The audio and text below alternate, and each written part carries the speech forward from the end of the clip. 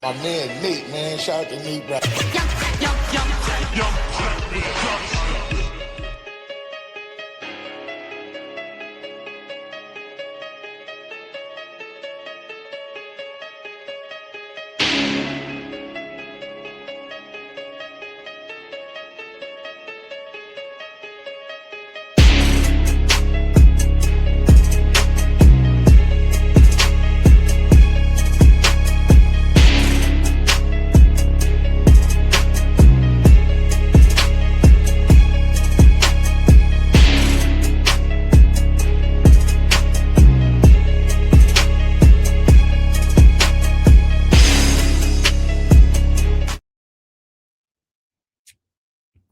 What up? What up? What up? Ladies and gents, boys and girls, you are now tuned in to a brand new video of Sportsway with Dre Day podcast. I am your host with the most, the Hood's ESPN, Crystal Street's very own, Dre Day. What's up? What's up? What's up? Once again, thank y'all for y'all continued support of the podcast. Keep it going, keep it growing, keep it flowing. If you haven't already, it's right there on the bottom of the screen. Subscribe to the channel. Almost at 1,000 subs. So come on now, help your boy out. I believe I'm Steph Curry number away from 1,000. Also hit that notification bell so that way once a video is uploaded, you will get a notification letting you know I dropped a new video. Like the video, share the video, leave a comment. Tell a friend to tell a friend, all that good stuff. This video here, I usually don't speak on this individual. In fact, I never spoke on this individual. But I will. I will today. And it's probably going to be the only time I speak on him. But for those of y'all that don't know who Jason Whitlock is, I'm going to give him his respect. He was a journalist for the Kansas City Star. He was on ESPN, but got the axe there. He was on Fox Sports, and I'm not going to say he got the axe there. They basically tried to undermine him. Okay, so I'm going to give him the benefit of the doubt when it comes to that. But some of his takes are very, very, very hateful to say the least. And the majority of those rants is when it primarily comes to young Black women, especially in athletics. He has a hatred for Asia Wilson. Obviously, he has a hatred for Angel Reese, which I'm going to get into. And right now, he now unfortunately has a new target, and that would be Raven Johnson, who was just drafted a few days ago in the WNBA 2026 draft, all because the Indiana Fever drafted Raven Johnson. Now, obviously, if you've been living under a rock, the Indiana Fever, their star player is Caitlinclark. And if you don't know, Jason Whitlock has this supreme cringeworthy obsession when it comes to Caitlinclark. Like, I honestly believe that her PR team, her father, her brother, her boyfriend, they need to really investigate his obsession when it comes to Caitlinclark, because it's very, very much cringeworthy. A 58-year-old man so obsessed with a 22, 23-year-old, and it's crazy.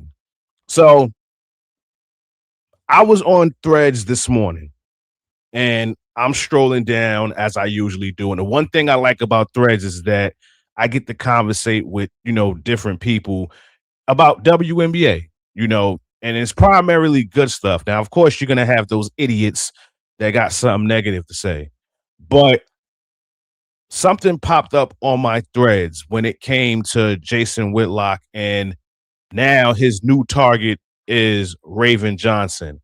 and I'm going to pull it up right now. And this is what he said as it pertains to the Indiana Fever drafting Raven Johnson with the 10th pick in the WNBA draft.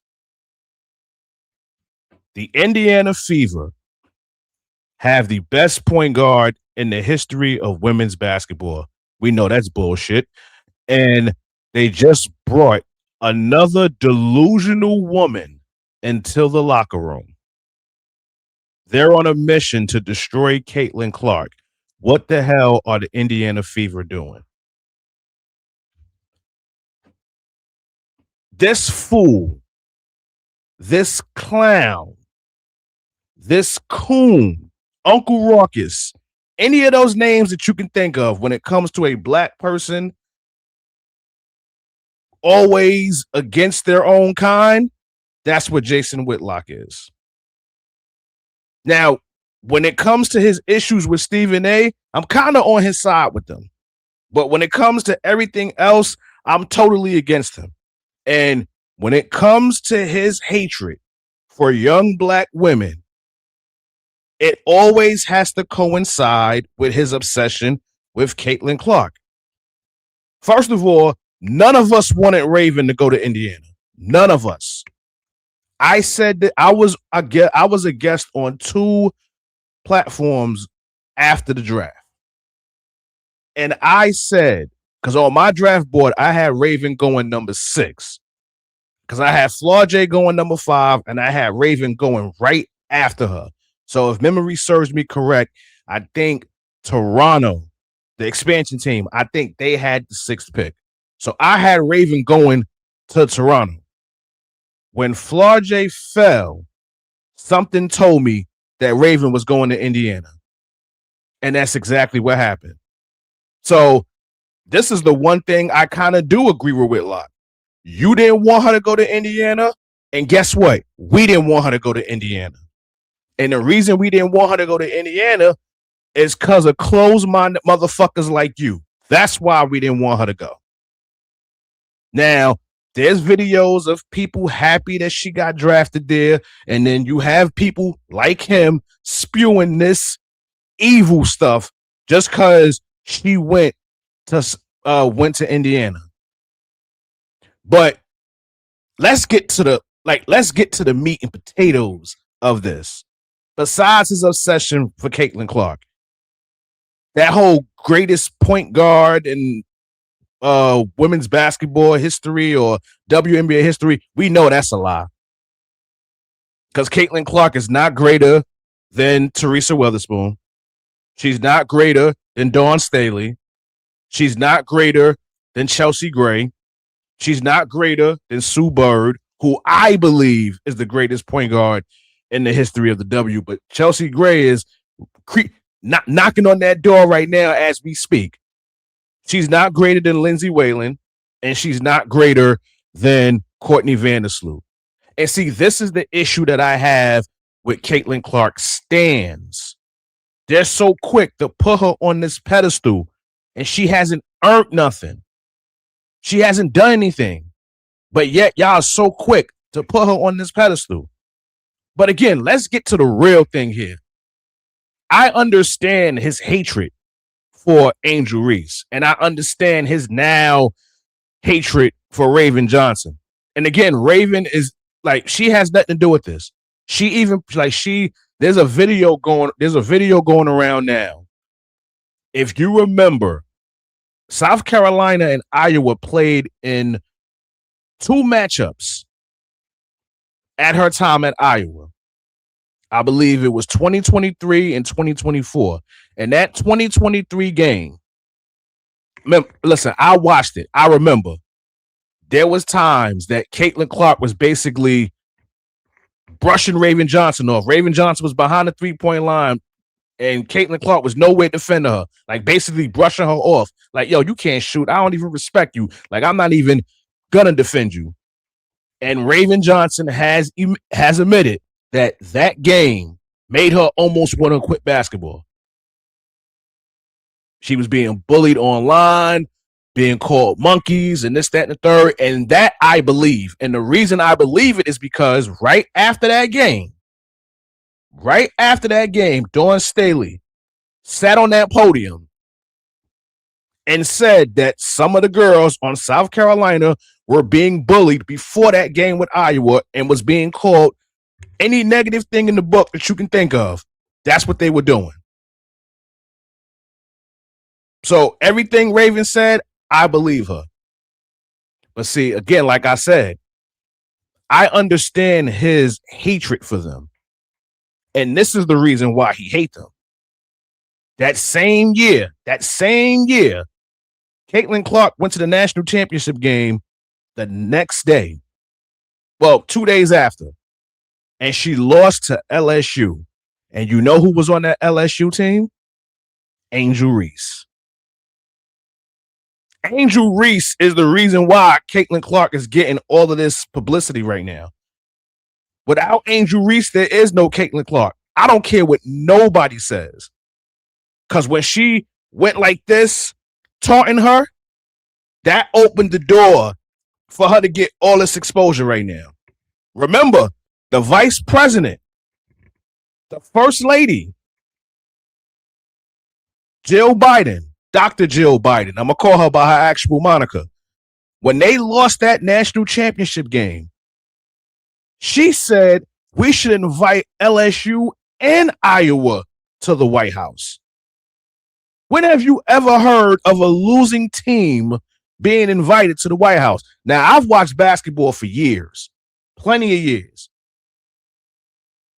Baseball, too. I never heard of a losing team in the championship round ever getting invited to the White House. But for some reason, she felt the need to come up with that. Why? Because it was an all-white team that just lost to a predominantly black team. That's why she made that statement. And she caught a lot of flack for it, too. Very deserving, I might add. But let's get back to Jason Whitlock.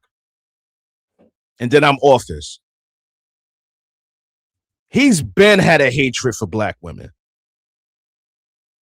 Jasmine Crockett, Kamala Harris, Cheryl Swoops, like I said, Asia Wilson. He has it in for Raven Johnson now and Angel Reese. And I know why. It's because his God, which is Caitlin Clark, because this is a dude that don't watch the WNBA. He does not watch the WNBA. All he knows is Caitlin Clark, and that's it. That's all he knows. And his obsession with her, I'm telling you, is dangerous. Like, it's very spooky, his obsession for her. But the reason why he hates Angel Reese so much is because she's so unapologetic. And another reason why he hates Angel Reese is because in that national title game in 2023, Caitlin Clark did not come out the victor in that. That will be Angel Reese that got that. So she took that national title and snatched it away from Caitlin Clark. And now the reason he doesn't like Raven Johnson is because the next year, Caitlin Clark got to the national title game and lost. To who? Raven Johnson and the South Carolina Gamecocks. Now, when people say, oh, Raven held Caitlin Clark down, she had her under lock and key, you know, you got those idiots that say she still scored 20-something points, 30-something points, so what did she lock up? I'm going to tell you what she locked up.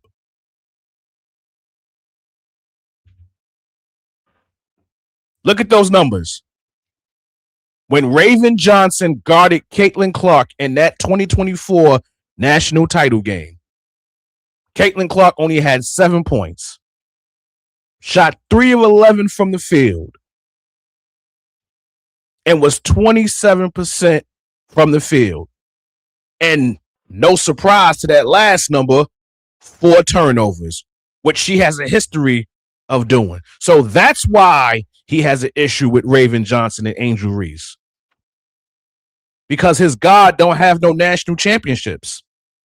But yet, y'all so quick to put her on this pedestal. Is she a dope player? Yes, she is. But she got a lot of holes in her game that her fans and her stands do not like to talk about. They'll talk about the viewers that she brings to the game. They'll talk about, oh, People are watching now because of her. Has she played a big role in more people watching? Yes, absolutely. I will give her credit. But like I said, there are parts of her game that her stands ignore. Her three-point shooting is horrible. She's horrible with turnovers. Mind you, she played half the season last year. In fact, I can't even say half the season. I think she played, 13 games? And she still led the league in turnovers per game. She's one-dimensional. She can't go left. She can't function without a pick and roll. But yet, this is y'all GOAT. And I'm here to tell y'all that she's not. Just like other people aren't. But yeah, his obsession with her needs to be investigated. Like, for real. Like, it's very ridiculous, and it's very dangerous, and it's very, very cringeworthy. But y'all hit me in the comments and y'all tell me what y'all think. Again, it's a wrap for this video. It's time for me to go. I didn't want to be on this too long because I'm only going to speak on this once. I'm never going to mention this dude again. Never going to mention him again. But thank y'all for y'all support of the podcast. Keep it going, keep it growing, keep it flowing. If you haven't already, subscribe to the channel, Sportsway with Dre Day podcast. Hit that notification bell so that way once a video is uploaded, you will get a notification letting you know I dropped. Like the new video, share the video, leave a comment, tell a friend to tell a friend, all that good stuff. In closing, y'all know how this goes. This has been another video of Sportsway with Dre Day podcast. Catch y'all on the flip side. God bless. Peace and love. Your boy is out of here.